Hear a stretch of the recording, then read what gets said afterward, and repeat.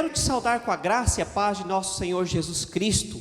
É muito bom estarmos mais uma vez aqui reunidos para meditar na palavra do Senhor, para meditar na vontade de Deus para as nossas vidas. Em dias tão difíceis como este que estamos atravessando, é importante meditarmos na palavra do Senhor, porque ela tem palavra de esperança para nós, de orientação. São dias confusos, dias onde muitas vezes a nossa fé é testada e experimentada. Por isso é importante nós conhecermos a vontade do Senhor, conhecermos as palavras do nosso Deus, para que possamos andar no caminho correto, para que não venhamos andar em confusão, mas tenhamos a clareza, porque a própria palavra diz a respeito de si mesma, que ela é lâmpada para os nossos pés e luz para os nossos caminhos, amém? Então eu quero te convidar a meditar na palavra do Senhor nessa noite. Nós vamos meditar no tema O Menino do Milagre. E o texto que nós usaremos é o texto de João, capítulo 6, versículo 9.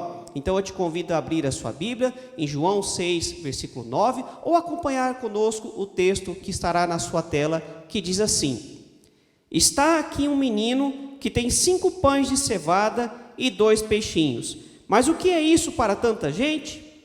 Eu te convido a fechar os seus olhos juntamente comigo nesse instante, para orarmos ao Senhor pedindo a sua iluminação. Pai querido, Pai de amor, obrigado porque a Tua palavra é o pão que nos alimenta, é o pão que nutre o nosso espírito. Por isso pedimos que o Teu Espírito Santo nos traga entendimento.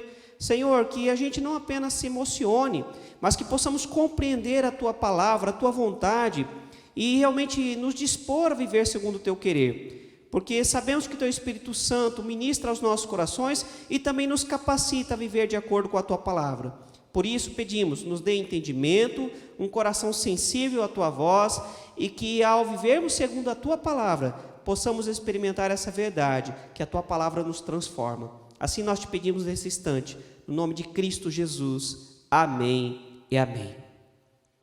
Querido, esse texto que nós acabamos de ler, o cerne dele é o acontecimento da multiplicação dos 5 pães e dos 2 peixes. Você certamente já ouviu esse texto, você já deve ter ouvido essa historinha, mesmo que você é uma pessoa que não frequenta a igreja, mas talvez na sua infância, ou até mesmo em algum lugar você já ouviu essa história. Se não, você está tendo a oportunidade agora de conhecer o milagre da multiplicação. Eu te convido depois a ler todo o texto, o capítulo 6 de João, para compreender um pouco melhor.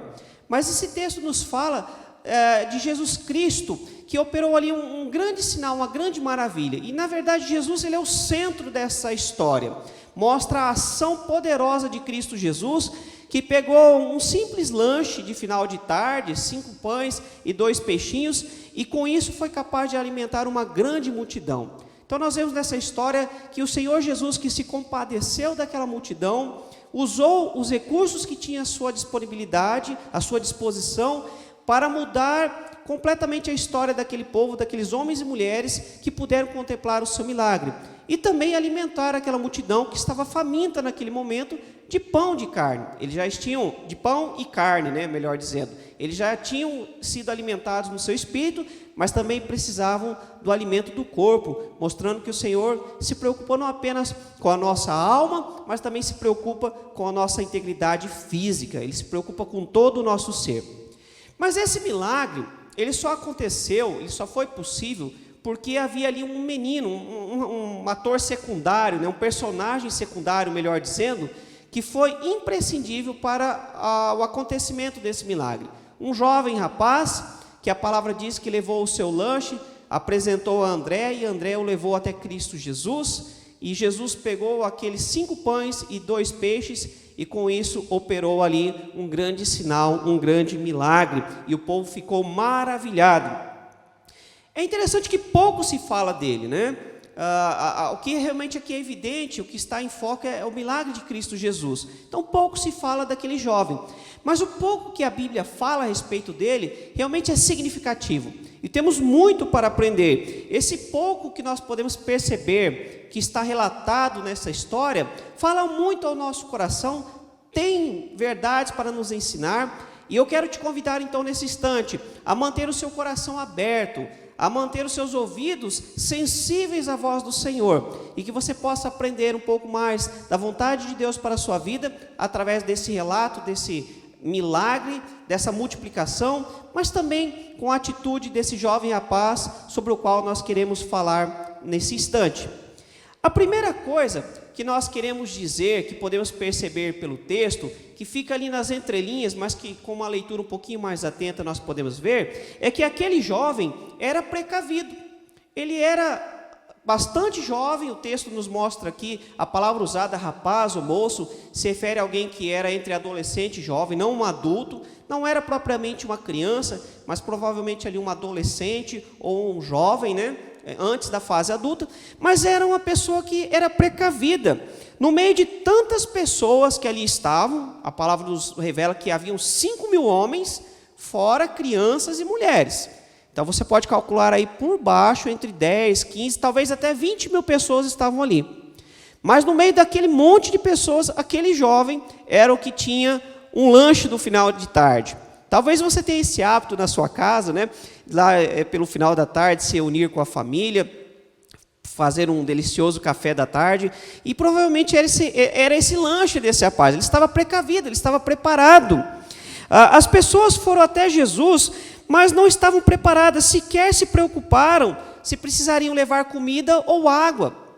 É importante nós entendermos que eles não estavam ali na cidade, mas eles estavam ali às margens do mar de Tiberíades, ou seja, era uma região ali que não tinha recursos, era uma região isolada, uma região meio que desértica, né? Ou seja, não havia ali uma estalagem, ou se fosse nos dias de hoje, não tinha nenhum McDonald's ali, não tinha um restaurante, não tinha uma lanchonete.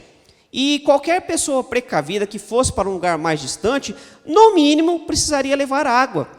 Aliás, eu nunca pude estar em Israel, quem sabe um dia Deus me dê essa oportunidade, né?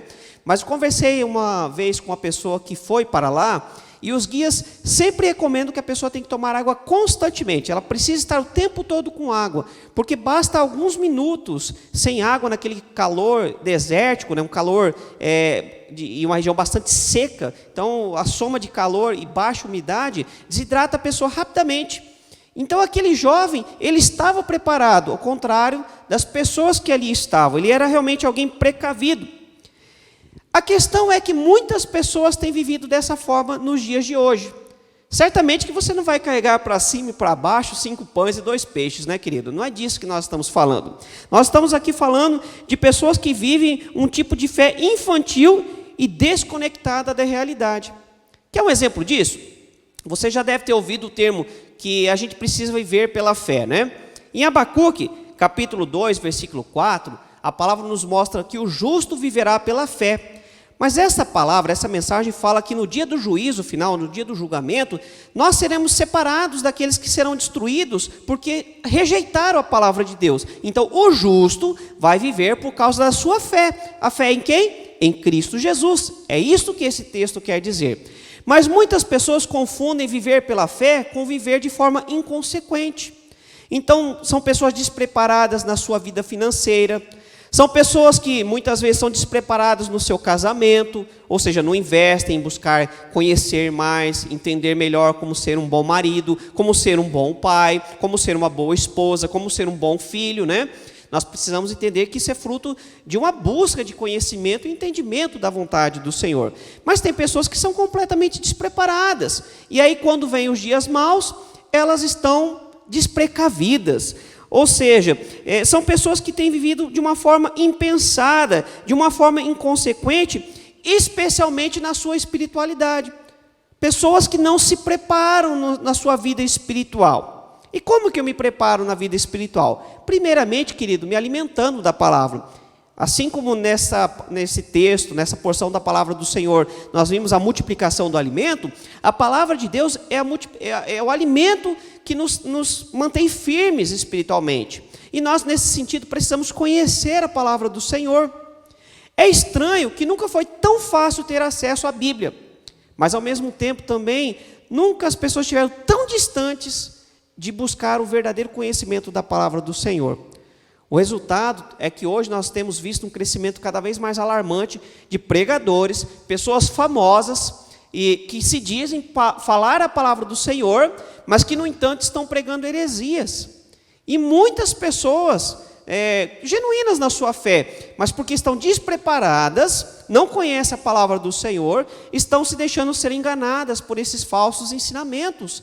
E isso é perigo, querido, porque pode te desviar dos caminhos do Senhor, causando grandes malefícios para a sua vida, para a sua família, para a sua vida pessoal, né, para a vivacidade da sua fé. Enfim, nós precisamos conhecer a palavra do Senhor, precisamos ter uma vida de oração, precisamos praticar mais o jejum também, né? As disciplinas espirituais, especialmente, queridos, porque os dias estão sendo difíceis, onde a nossa fé está sendo constantemente testada, e muitas vezes as pessoas não chegam com perguntas do tipo: por que Deus permitiu acontecer isso? Onde está Deus nesse instante?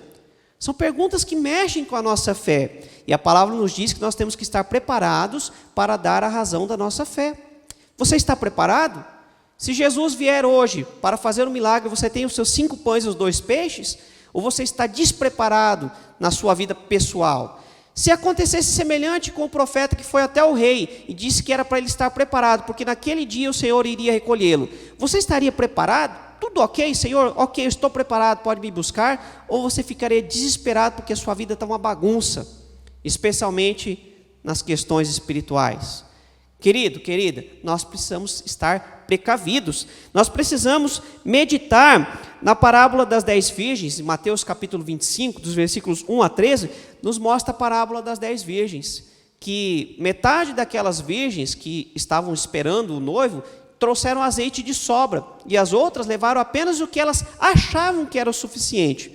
O resultado é que o noivo demorou um pouco mais, e aquelas 5 virgens despreparadas ficaram do lado de fora, foram procurar de noite um lugar para comprar azeite, né? E, querido, se hoje eu moro numa cidade pequena, já é difícil encontrar à noite algum comércio aberto que possa suprir alguma necessidade não tão básica, né? Imagina naquela época, certamente que elas não iriam encontrar. E quando chegaram, as outras virgens entraram com o noivo para celebrar a festa, e aquelas outras ficaram do lado de fora. Então, cuidado para você não ficar do lado de fora. Tem azeite de sobra, especialmente porque nós não sabemos quando Cristo vai voltar. Nós precisamos estar preparados como se Cristo fosse voltar nesse instante, como se eu não conseguisse nem terminar essa mensagem, porque Cristo voltou. E quem sabe isso possa acontecer. Mas se isso não acontecer, nós temos que estar preparados do mesmo jeito, porque Cristo pode voltar hoje, pode ser agora, pode ser amanhã, pode ser daqui a 100 anos. Mas eu preciso estar precavido, eu preciso estar preparado. Nós precisamos estar preparados para o dia da volta de Cristo Jesus. Em segundo lugar, que nós podemos aprender com este moço, com este rapaz, é que ele era generoso. Querido, aquele menino tinha todo o direito de comer o seu lanche sozinho, não é verdade? E ele não estaria errando por fazer isso, ele não estaria cometendo nenhum pecado. Era justo, ele preparou, ele se precaveu, né? Ele podia falar: olha, eu vou comer o meu. Eu não tenho o suficiente para todo mundo, eu fiz minha parte, infelizmente as outras pessoas vão ter que arcar com a consequência de estarem desprecavidas, despreparadas. Então não havia nada de errado se ele tivesse comido o seu próprio lanche. Talvez até havia alguém no meio daquela multidão que fez isso, né? Que até levou um lanchinho, mas que comeu sozinho, não quis compartilhar. Entretanto, aquele jovem rapaz, ele decidiu compartilhar o que ele tinha. Ele decidiu compartilhar a refeição que ele havia preparado. Ele não foi obrigado a compartilhar e nem constrangido a ofertar o seu lanche. Eu quero fazer aqui um breve parênteses, porque eu até falei o ofertar aqui entre aspas, porque hoje está acontecendo muito isso no meio evangélico. Pessoas que estão sendo constrangidas a levar ofertas na presença do Senhor. Querido, eu não tenho dificuldade de falar sobre o dízimo e nem sobre dinheiro, porque ele é um assunto corriqueiro na palavra do Senhor. Mas, infelizmente, os constantes escândalos que têm havido, né, as notícias a respeito disso, têm causado um certo constrangimento no meio evangélico.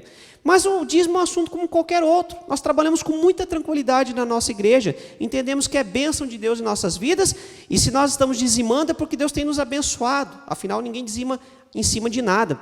Mas jamais constrangemos as pessoas a trazerem qualquer tipo de oferta aqui na frente. Falamos apenas da palavra do Senhor, orientamos e entendemos que o Espírito Santo vai ministrar ao coração de cada um. Nós não ficamos aqui perguntando quem tem 100, quem tem 1000, quem tem 2000. Não é assim que a Bíblia ensina. A palavra nos mostra que a pessoa tem a responsabilidade de trazer. Então é uma questão sua com Deus. Se você não quiser ofertar, isso é um problema seu com Deus. Se eu não fizer isso, é um problema meu com Deus, né? Nós orientamos, a palavra está dizendo, mas é uma decisão sua. Mas infelizmente o que nós temos visto é muitas pessoas, especialmente pessoas que estão visitando, e são constrangidas, e talvez nem voltem mais às igrejas por causa disso. Então, querido, se alguém está te constrangendo, eu te digo, no temor do Senhor Jesus, isso não é de Deus para a sua vida, não é a vontade de Deus. A palavra de Deus não nos constrange, ela nos orienta, ela nos corrige sim, às vezes ela é dura, às vezes é necessário, mas ela nos orienta em amor, e não por constrangimento. Eu vou dar porque todo mundo está olhando para mim, eu vou dar porque o pregador me fez aqui uma pressão psicológica tão grande, que se eu não fizer isso, eu vou ser visto como uma pessoa dura, uma pessoa ruim, né? Eu espero que você não precise passar por isso. Mas voltando então aqui à palavra, aquele jovem não foi constrangido a entregar o seu lanche. As pessoas não ficaram olhando para ele com cara feia, então, você não vai compartilhar não? Vai comer sozinho, né? Ninguém fez isso com ele. Mas de bom coração a palavra fala que ele foi até André. Fico imaginando ele chegando até ali, André, dando um toquezinho, o seu André, né?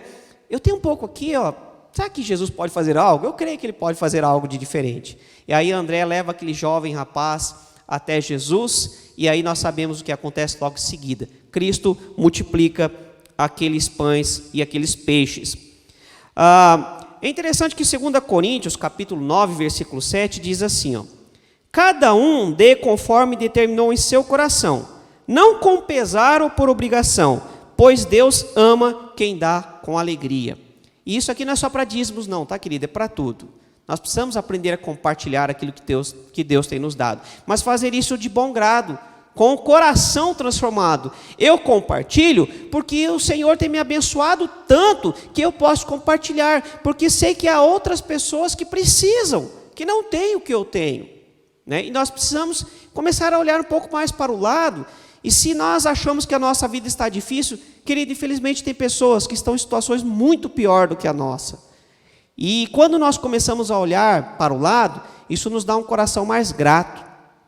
Eu me lembro que uma vez eu tinha um carro, era um carro usado, e eu estava começando a murmurar, porque o carro estava gastando demais, me dando muita despesa, especialmente o combustível, ele era um carro muito gastão, né? Não era um carro econômico. Eu comecei a murmurar. E um dia eu estava passando numa estrada, e vinha uma pessoa andando com um carro muito mais velho que o meu, um carro bastante deteriorado. E quando eu vi aquela cena, o Espírito Santo de Deus ministrou o meu coração. E querido, eu fiquei corado de vergonha. Aquilo me deu uma vergonha de ver como eu estava sendo ingrato com Deus. Falei, Senhor, eu sei que o meu carro não é perfeito, mas me perdoe, é um carro confortável, eu nunca fiquei na estrada por causa desse carro, fui para vários lugares, voltei em segurança, e aquilo, o Espírito Santo de Deus mudou o meu coração em relação ao carro que Deus havia me dado. Depois de um certo tempo, Deus me abençoou com um carro novo, né? Eu não estou dizendo que se você tiver essa atitude, Deus vai te dar um carro novo. Não é isso, querido. Eu estou falando que Deus precisou preparar o meu coração, porque enquanto eu fosse ingrato, eu não estaria preparado. O dia que Deus transformou o meu coração, aí sim eu estava pronto para receber outras bênçãos do Senhor. Mas a verdade é que nós precisamos olhar para o lado. Às vezes nós olhamos só para o carro do vizinho que é um pouco melhor que o nosso e não percebemos que há pessoas que estão numa situação que nem carro tem para andar, né? Eu estou falando de carro, mas tem outras coisas, querido. Talvez você reclamou hoje que sua comida não foi aquele banquete, mas tem pessoas que adorariam comer aquele feijão com arroz e ovo frito que talvez você tenha comido hoje. Então seja grato e olhe para o lado, compartilhe. É interessante que o dicionário, ele define a generosidade, a pessoa generosa, como uma pessoa que é capaz de deixar de lado os seus próprios interesses para ajudar uma outra pessoa que tem bons sentimentos, de bom caráter. Querido, ser generoso, então, tem a ver com ter um caráter nobre. Não é uma questão de atitude, é uma questão de personalidade, de caráter, de a ver com o nosso interior, quem nós somos. Então, se nós não temos sido generosos, precisamos orar, Senhor, nos torne pessoas generosas, nos ensine a ser generoso, a compartilhar com aquele que precisa. E eu não estou falando apenas de alimento, não estou falando apenas de dinheiro, mas às vezes, aliás, principalmente com o conhecimento da palavra e do amor de Deus. Nós conhecemos o amor de Deus e às vezes nos calamos com aqueles que estão morrendo sem Jesus. Deixamos de falar do caminho da salvação, por medo, por vergonha, por preguiça espiritual, seja o que for. Querido, isso é falta de generosidade. Nós precisamos compartilhar esse bem precioso, esse dom maravilhoso que é a salvação através de Cristo Jesus. Se as pessoas rejeitarem, tudo bem, isso é elas com Deus. Mas se nós não falarmos, como elas crerão se não há quem pregue? Então nós precisamos ser generosos, especialmente no compartilhar do conhecimento de Deus, da palavra do Senhor, falar como nós conhecemos um Deus maravilhoso que pode transformar a vida delas, que pode trazer cura, e se não trouxer cura, ainda assim nos traz salvação. Um Deus que muitas vezes não nos impede de passar por lutas e problemas, mas que nunca nos abandona, e nós não estaremos jamais sozinhos enquanto caminharmos com Deus. Isso é generosidade. Em tempos de pandemia, a generosidade é uma forma oportuna de demonstrar o amor cristão. E aí eu quero te perguntar, você é uma pessoa generosa? Você apenas fala do amor de Deus ou experimenta e leva outras pessoas a sentir o gostinho do amor de Deus em suas vidas? Nós precisamos ser ministros do Evangelho e do amor de Deus às pessoas. Então precisamos sim aprender a ser generosos em todos os aspectos. Não apenas no alimento, não apenas nas finanças, mas também no compartilhar da palavra, na esperança, na fé. Em terceiro e último lugar, querido, o que nós podemos aprender com esse jovem é que ele tinha fé. Certamente ele creu que aquela oferta poderia fazer diferença, que aquele lanche que ele levou até Jesus poderia fazer algo de diferente naquele lugar. Do contrário, ele simplesmente teria comido sozinho o seu lanche. Ele poderia ter falado, o problema não é meu. E de fato o problema não era dele. Mas essa não é a atitude de um cristão, não é a atitude que Deus requer de nós. Nós precisamos nos envolver, porque o próprio Deus se envolveu. Deus poderia ter resolvido o problema do pecado humano lá de cima. Poderia ter enviado um anjo para morrer em nosso lugar. Mas ele se fez carne, ele se encarnou, ele se fez homem como nós. Viveu as mazelas que nós vivemos, sem jamais pecar, mas passou por fome, teve medo, teve alegria, sentiu frio, sentiu calor, teve sede, né? Tudo o que nós podemos sentir, o Senhor Jesus também enfrentou e morreu naquela cruz por amor de nós. Ele mesmo se envolveu na questão da nossa salvação. Então nós precisamos entender que a atitude que Deus espera de nós não é de deixar para lá, mas é de nos envolvermos. Aquele jovem, ao perceber a situação, ele resolveu levar o seu recurso escasso até aquele que tinha poder para multiplicá-lo. O resultado foi que um lanche de um jovem rapaz serviu para alimentar 5.000 homens, fora mulheres e crianças. Como eu te disse, algo entre 10 a 20 mil pessoas, mais ou menos ali. Era uma pequena cidade, não era algo simples de resolver. Tanto é que os próprios discípulos olham para Jesus e falam, mas como que nós vamos alimentar Jesus? 200 denários, que era o equivalente a 200 diárias de um trabalhador, né? 200 dias de trabalho. Então, nem isso seria suficiente para resolver, para saciar, comprar pão suficiente. E não era só uma questão de dinheiro, era até uma questão de logística. Onde que eles achariam tantas padarias, né? Tantos pães para alimentar aquelas pessoas? Se você chegar hoje em qualquer padaria e falar, olha, eu preciso de pães para 20 mil pessoas, você deixaria o proprietário ou a proprietária da padaria assustadíssimo, né? Com certeza, ninguém tem uma estrutura para isso. E certamente que naqueles dias menos ainda. Mas aquele jovem, ele foi com o que tinha para que, na fé, na certeza de que Deus poderia fazer um milagre como de fato fez. O pouco na mão daquele que crê pode realizar grandes coisas, querido. Nós já falamos numa outra mensagem sobre as nossas origens, que infelizmente olharam para Jesus com desdém porque ele vinha de Nazaré. Pode vir alguma coisa boa de Nazaré? Pode vir alguma coisa boa de você? Querido, apresente o pouco que você tem. Ah, pastor, mas eu não sei pregar. Deixa Deus te usar. Talvez Deus não queira te usar como pregador, Deus pode te usar em outras coisas. Eu me lembro que uma vez eu estive compartilhando com uma irmã na fé que perguntando para mim, mas pastor, como eu posso fazer isso? Falei, querida, vou te dar uma pequena ideia. Faça um saquinho de pipoca, prega um texto, um versículo bíblico impresso num saquinho de pipoca, deixa lá no teu serviço. E não é que ela fez isso? Ela fez, ela ouviu aquilo. Eu dei um pequeno exemplo, bastante simples, mas ela fez aquilo e abençoou a vida daquelas pessoas que compartilhavam do trabalho com ela, né? E puderam ler aquele pequeno texto. Talvez era tudo o que alguém precisava para aquele dia. Às vezes o que é tão pouco para nós é tudo que o outro tem. É o que ela precisava, justamente o que ela mais necessitava naquele dia. Talvez aquilo que você despreza, querido, que você trata com desdém, acha pouco, insuficiente. Se você tão somente apresentar na presença do Senhor, nas mãos do Senhor Jesus, Ele tem poder para fazer o grande milagre. João capítulo 14, versículo 12, nos diz o seguinte: digo-lhes a verdade, aquele que crê em mim fará também as obras que tenho realizado, fará coisas ainda maiores do que estas, porque eu estou indo para o Pai. Jesus aqui já preparando os discípulos para o final do seu ministério aqui na terra, ele disse: olha, eu tenho que ir, o meu tempo está acabando, mas vocês vão ficar. E se vocês crerem, vocês farão até obras maiores ainda, porque o meu tempo aqui é curto, vocês vão ter mais tempo. Olha que coisa maravilhosa que Cristo nos diz. Se nós tão somente crermos, colocarmos nas mãos do Senhor, Ele fará coisas grandiosas, coisas maravilhosas, porque não tem a ver conosco e nem com os nossos recursos. Tem a ver com ter a fé naquele que pode fazer muito mais do que sequer nós possamos imaginar. Querido, eu quero concluir dizendo que nós precisamos aqui prestar atenção no fato de aquele jovem, por ser tão jovem, né, tão novo, mas ainda fez a diferença. Certamente que naquele meio havia anciões, pessoas muito mais experientes, talvez até mesmo religiosos, pessoas que viviam ali no conhecimento da palavra do Senhor, que viviam no templo, que se esperava que essas pessoas tivessem fé. Mas foi um jovem rapaz, talvez alguém até bastante inexperiente, mas que foi até Cristo Jesus. Tão novo, mas a sua fé e atitudes possibilitaram um milagre. Então não olhe para a sua idade, não olhe para as suas limitações, olhe para Cristo Jesus. Quantas pessoas, apesar de uma longa caminhada com Deus, ainda custam em crer no poder de Deus em suas vidas? Querido, eu quero dar um breve testemunho aqui, se você ainda não crê nisso. Eu posso falar da minha própria experiência.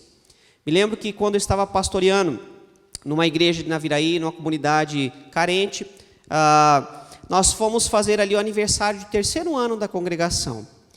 E decidimos fazer uma celebração, algo simples, mas para celebrar, afinal eram 3 anos de existência daquela congregação. E aí, após o culto, nós fizemos uma pequena festinha e pedimos que os irmãos e irmãs trouxessem bolo, salgado, porque nós não tínhamos recursos financeiros. Mas falamos, cada um traga alguma coisa e nós vamos nos compartilhar. Nós vamos compartilhar uns com os outros aqui e celebrarmos juntos. Querido, só que eu não esperava que via tanta gente. Naquele dia veio até o cachorro do tio da vizinha, né? Veio gente que nunca tinha visto na minha vida. Parece que convidaram metade do bairro naquele dia. E quando eu olhei aquela situação, eu falei: Jesus amado, e agora? O que eu vou fazer? Não tinha suficiente para todo mundo. Eu ia passar uma vergonha. Falei: estava preocupado com o Senhor, o que nós vamos fazer? Respirei fundo, fechei meu olho e falei: Senhor, a tua palavra fala da multiplicação, eu creio. Então, Senhor, faz a multiplicação nesse instante. E eu me lembro que Deus me deu uma estratégia. E eu passei para as irmãs que fariam ali a distribuição. Falei: olha, cortem em pedaços aqui as tortas e bolos e entregue um para cada um. Não deixe cada um pegar de forma desordenada, não. Entrega um para cada um. E à medida que for sobrando, vocês vão compartilhando. Né? À medida que todo mundo comeu e aí tem de sobra, vocês podem compartilhar. Queridos, todo mundo comeu pelo menos umas 2 ou 3 vezes. E ao final ainda sobrou. Esse texto nos mostra algo muito semelhante. Que ao final, depois de todos comerem até se saciar, ou seja, comeram de forma farta, a palavra nos mostra que ainda sobraram 12 cestos cheios, né? E aqui nós vemos que o Senhor não trabalha com desordem, trabalha com coisa certa, correta, tudo certinho, né? Assim também foi a instrução que Deus me deu naquele dia. E nós podemos, naquele dia, provar o milagre do Senhor. Eu creio, porque eu também experimentei na minha vida, e te convido a crer também, e experimentar na sua própria vida o milagre da multiplicação. O milagre da multiplicação dos seus recursos, o milagre da prosperidade na sua vida emocional, na sua família, nos seus planos, nos seus estudos. Creia, querido. Deixa Deus usar o pouco que você tem. Coloque na mão dele e certamente ele vai poder fazer coisas grandiosas, porque não tem a ver com você, não tem a ver comigo e nem com os nossos recursos. Não tem a ver com quanto nós temos na nossa conta e nem se somos pessoas extremamente capazes. Tem a ver com o poder de Deus. Eu te convido a fechar seus olhos e orar comigo nesse instante. Pai querido, Pai de amor, que palavra preciosa de esperança.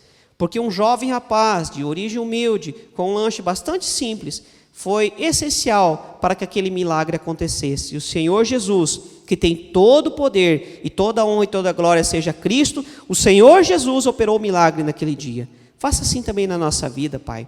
Multiplica a fé em nossos corações, multiplica os nossos recursos para que possamos ser abençoados e abençoar outras pessoas também. Que sejamos pessoas precavidas, pessoas generosas, mas acima de tudo, pessoas que creem em Ti e no Teu poder. Que nós possamos conhecer a Tua palavra e provar o poder que a Tua palavra nos revela.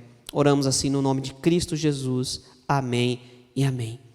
Querido, que Deus te abençoe, que essa palavra penetre no seu coração, que você creia, que você seja uma pessoa precavida, que você seja uma pessoa generosa, mas que você possa cada dia experimentar o milagre de Deus em sua vida. Amém? Fique na paz e que Deus te abençoe no nome de Jesus.